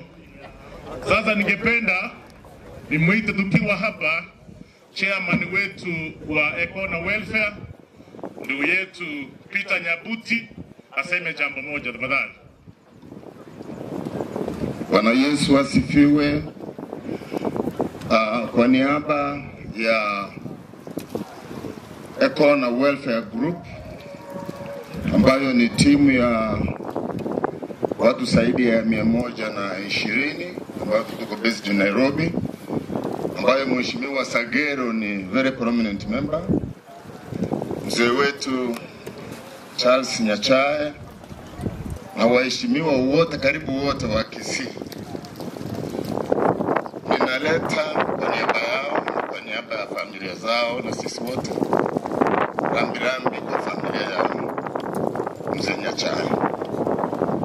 Enough and a lot has been said, na nadhani kwamba hata tukijaribu kusema mambo ya attributes za dada yetu Mary itakuwa hatutamaliza hata kwa wiki moja. Kwa hivyo tumekuja kuungana na familia kumpatia heshima yake ya mwisho, na tunamuomba Mwenyezi Mungu kwamba ampumzishe kwa amani na aendelee kubariki familia ya mzee wetu, alinde familia, alinde watoto, ili kazi aliyofanya nzuri, kazi iliyofanyika nzuri katika hii familia, na particularly aliyefanya Mary, iweze kuzawadiwa mbinguni na Mwenyezi Mungu. Asanteni sana.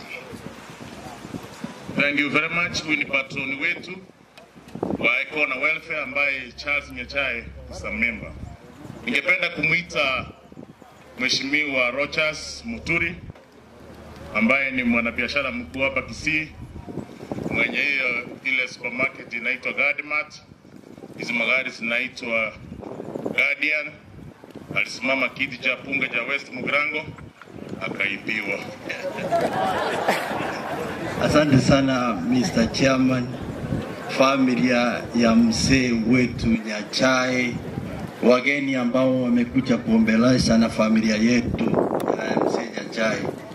Kwa majina mimi naitwa Rogers Motuli Ongera. Igitege Tanganyika itakote yaba ase familia ye asomuchio Nyachae. Pole sana. Na inde unaintue abantu abaketoko kole biashara. Igo tualaneti ase ebiashara ebikurwa ase familia ye asomugaka mumitungi yorangire Nyachae. I had a chance of meeting Mary ekere tualinge chama ya Chamber of Commerce. Mary came to our meeting in Kisii that we had in Ufanisi. Akaru Nairobi very early in the morning akatutanga nile meeting. Dalila manyete no mwisi koyo Nyachae no mwisi kole very hard working. Na inde Mary ne familia Nyachae we all need pass aliye scheme na ande we all need pass iga igona letire pole yane. Finally mwarantu achake kwa yaga iga ase Charles ale member mtu asabe uniform, lakini digantebe na nje bono ngochaka kugule uniform ase kwa yeyetu. Na barandia bali bagosabira abantu ekera mugosabire familia Nyachae ainu mochaka bono gosabire kwa yeyetu ainu togendere korandi. Esa uli mwana Ashley, I have a daughter by the name Ashley. She's going to UK for studies. I also want to leave her with 20,000. I don't have cash, I have M-Pesa. So nikikuja hapo utaniambia nitaweka hiyo pesa wapi. Thank you and may God bless you. Biamona sana. Kuna kamati ile tulifanya kazi nayo pale Nairobi. Nimeona Mheshimiwa Nyatigo, Mheshimiwa Ben Mumanyi wa chairman utaitwa ukuje kuzungumza hapa. My brother Kevin, timu yote kubwa Songo, niwashukuru sana. Sasa ningependa kumuita kwa sababu ya wakati, nimuite mheshimiwa wa eneo hili, Mheshimiwa Saidi Chanda, ache hapa mbele, achukue hii program, aiendeshe pole pole, mpaka tufike mwakere chingu mnaona moja. Mheshimiwa, usisahau viongozi wa kwamba akina Sam Nyamweya, wale viongozi wa kwamba, tafadhali ningependa Mungu akubariki, akupatie nguvu, mbalize mkutano vizuri. God bless you. Asante sana.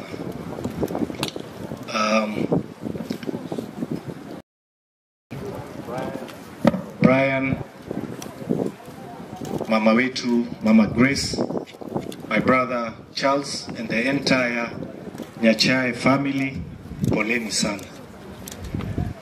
Nimesimama hapa kwa niaba yangu, familia yangu na watu wa Nyaribari chache.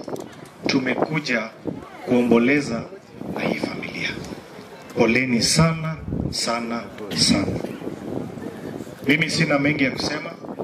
Leo tumekuja kwa mazishi, na naomba kwa heshima kubwa wale wote ambao wako hapa tukumbuke leo ni mazishi. Mambo ya siasa tuweke kando. Let us give this family heshima, kwa sababu kama unataka kufanya siasa, wewe tafuta kiwanja, panga mkutano yako, panga matanga yako, fanya mambo yako. Leo tupe familia heshima, na kwa sababu ya muda sitasema mengi sana, but I want to say something. Maybe I saw our elder sister Christina Pratt, who is here.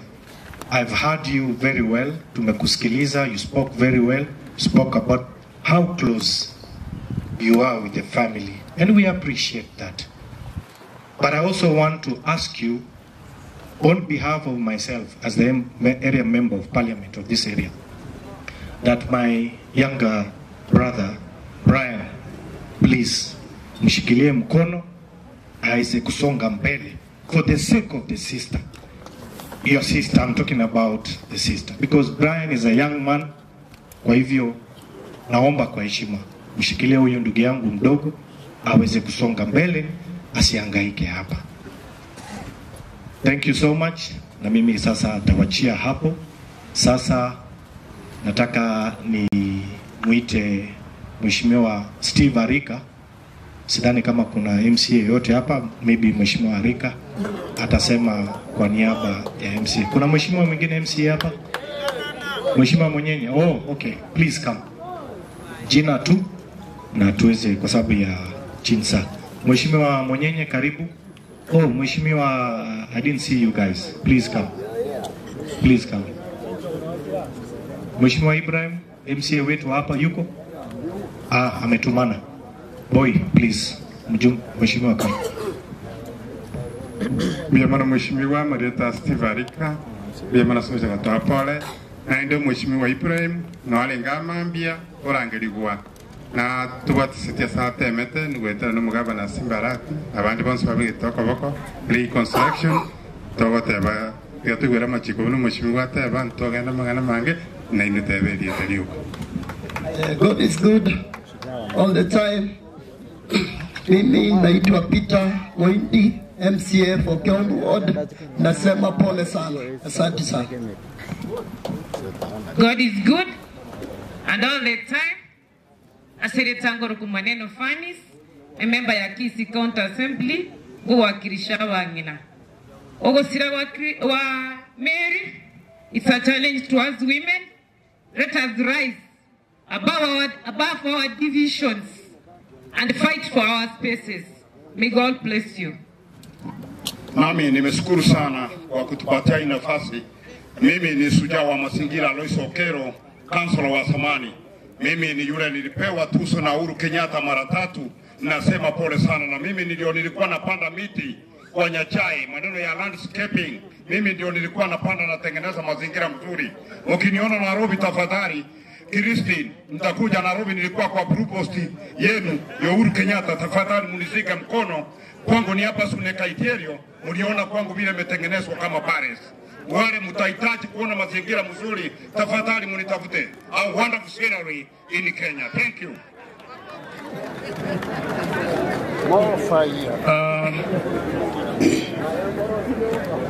To my nephew and my niece and our grandchildren, pole sana.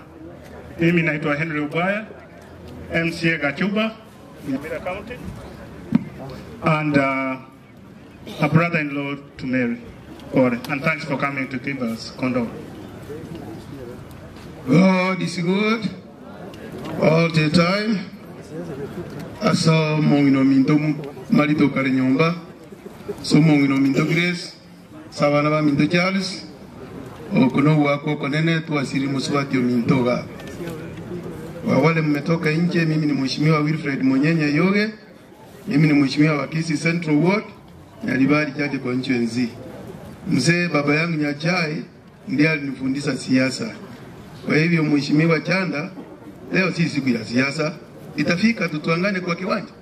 Kwa hivyo poleni, wageni mkienda, muende salama, salameni, familia yetu pole sana. Thank you. Aya, Christine nimekuona, simama hapo, nitakuita. Aya, aspire mtakapo. My brother Mheshimiwa Sam Nyamwe, just one word kwa familia, na nafikiri mambo ya kanisa itaendelea. Praise God. Bwana Yesu Nyachai and the entire family, poleni sana, familia yonsi, Kisii County, Nyosia yonsi, poleni mkitoka hapa, Mungu awajalie. Bado tutazidi kuongea, poleni sana na tuweze kurudisha kwa kanisa. Mheshimiwa Governor ambaye alikuwa akwe hapa katika kwa eneo mwana ya Kurukumeli. Ni familia ngencho ni familia maskani, and as for me,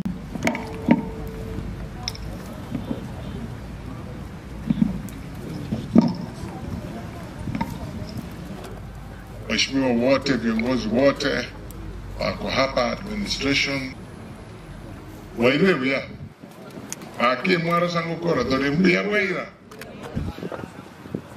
My sister Mary passed on. I think Ben Mbungi was the one in Nairobi, Lomi, and Mary was for as long as I think it was Michael said.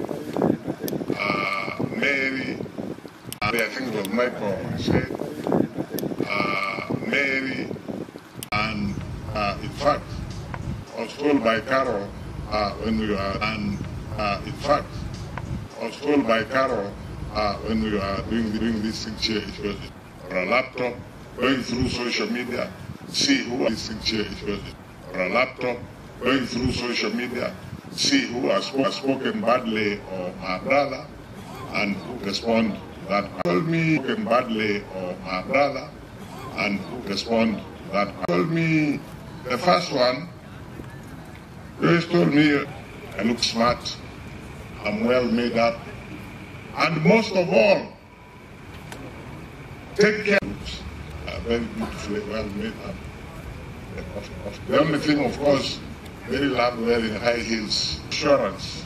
The only thing, of course, very love wearing high heels. Assurance that you will watch over the children.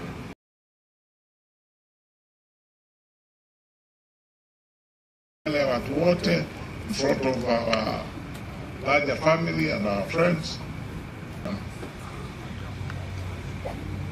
Always remember, and I think Caroline, you also told me that, and I believe I will get all the necessary support from our family. To us as a family, to me as a sister.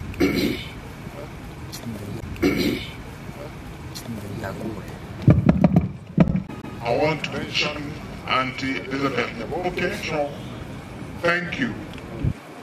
My niece, Caroline.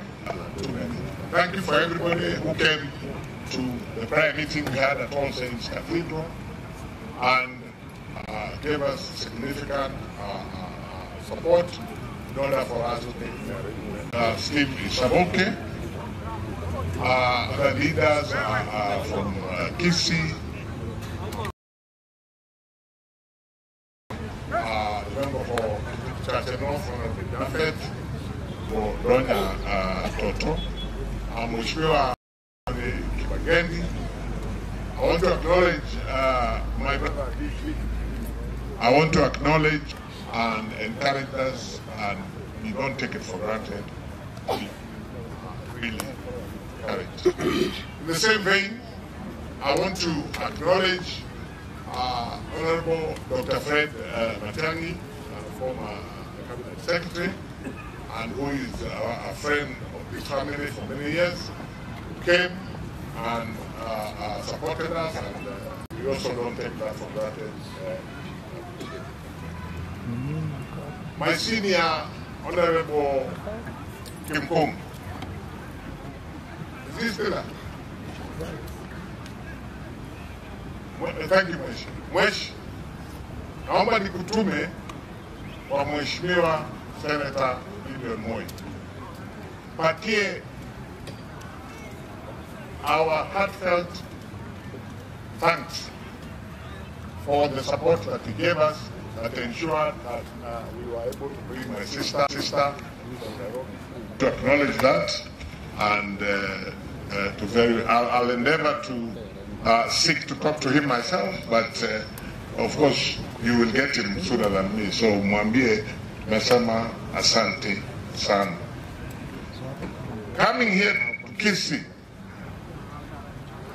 I don't know how I can thank, first of all, my brother, the chief of this location, that is Chief Ondera Ratemu, who, when this happened and we contacted him, he took it like Miyake, of course it is, and he has done so much.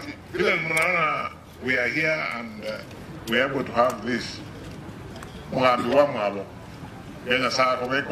We truly, truly appreciate you, and we feel that we have somebody who cares much. Mheshimiwa Steve Arika.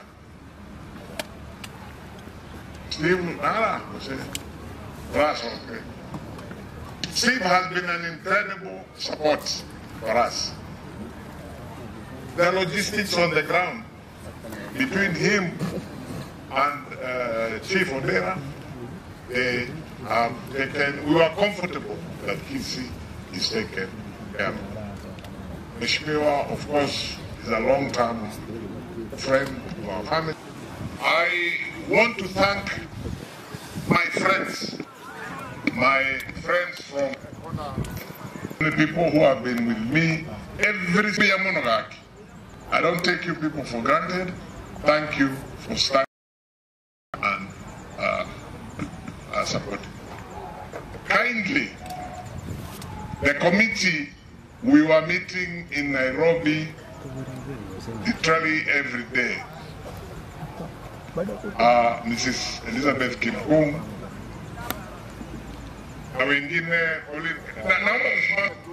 for 30 seconds.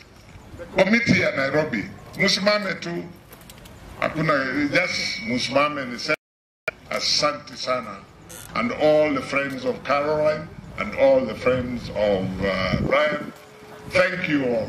Thank you for what you have done to ensure that we give my sister a befitting send-off. And I ask that God will bless each one of you. Niseme tu asante. I don't have stronger words. that this field where we are, we want to say thank you very much to the owners of this field for allowing us to use it. Again, we don't take it for granted. It's a huge mark of respect. Na wapokee asante yetu sana, pamoja na Banana Resort ambayo kumetupatia power. Tunataka kusema asante sana. Kanisa,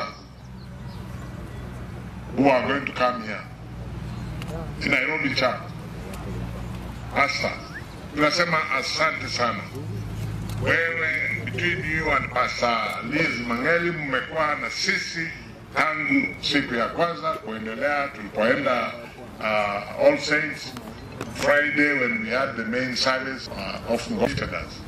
I want to say, although you are going to come and finish this ceremony, and we go and bury my sister, I want to say thank you very much. I want to say that we truly, truly appreciate you. Before I mention the last group that I want to give a vote of thanks to, let me say, please, as a human being, it is very likely that I have not remembered every single person or institution which we owe a debt of gratitude. Ikiwa hivyo, naomba msamehe and musikie that I have appreciated you on behalf of our family. Which brings me to the last group that I want to thank. And this is our family, the family of Simeon Nyachae.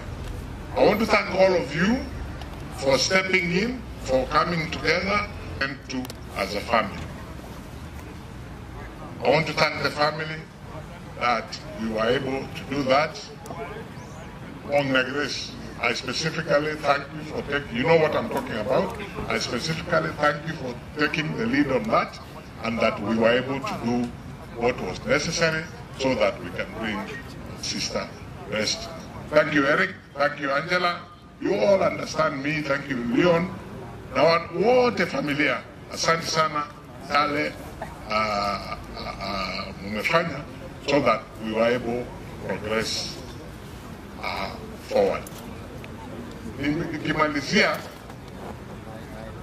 nasema shukran to all of you, wale wote mmekuja hapa na mumevumilia. You have been patient and obviously mmechoka. Nawaomba tu, first of all, I apologize for how long tumechukua, lakini nawaomba tu kwa unyenyekevu, let us just give the pastor the time that he needs so that he gives us the word of God so that we can then go to inter a sister. Forgive us as a family because the homestead is such that very few people wanaweza kuingia. Wale wataingia, I believe the young people have wamewapatia bands. Na wale hawajapatiwa bands, it's not that we don't want you. We are just being practical so that the limited space pale ndani. And if you are a member of the family and maybe you think you have been overlooked as far as the bands are concerned, please see my son Mandela and let him organize you get that. Kwa haya mengi na machache, shukran kubwa sana. Chairman, do you think got it? Or no? Pastor. Or the eulogy has to be led first.